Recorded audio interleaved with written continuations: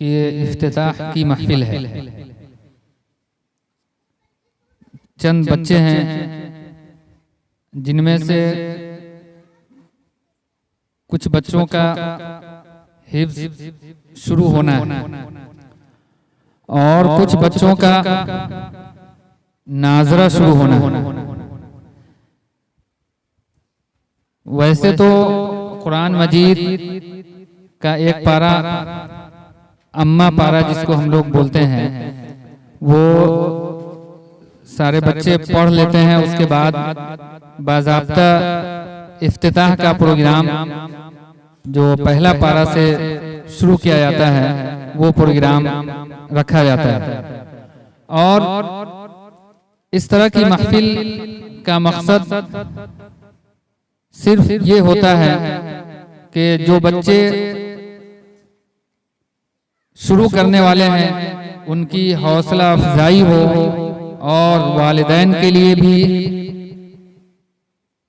शौक बढ़े उनका, और जो दूसरे बच्चे हैं उनके अंदर भी पढ़ने का जज्बा पैदा हो और मजीद तरक्की करने के लिए वो कोशिश करें। सिर्फ यही मकसद होता है।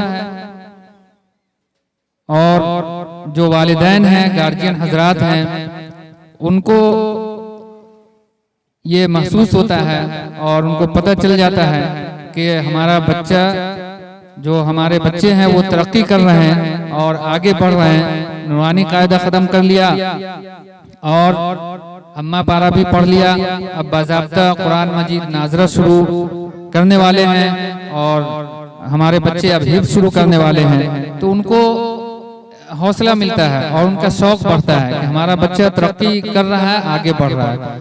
इसलिए इस तरह की महफिल हम लोग मुनक़िद करते रहते हैं। तो आज की ये महफिल जो मुनक़िद हुई है, इसमें मेहमान खुसूसी के तौर पर बरदाहा से हजरत मौलाना अबू कमर साहब कासमी दामत बरकातुहुम, बानी व मुहतमिम मदरसा सबीलुल हुदा,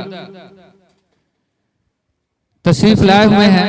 इंशाअल्लाह उन्हीं के जरिए इफ्तिताह होगा और उनका मुख्तसर खिताब होगा और उसके बाद दुआ के जरिए ये महफिल का इख्तिताम होगा।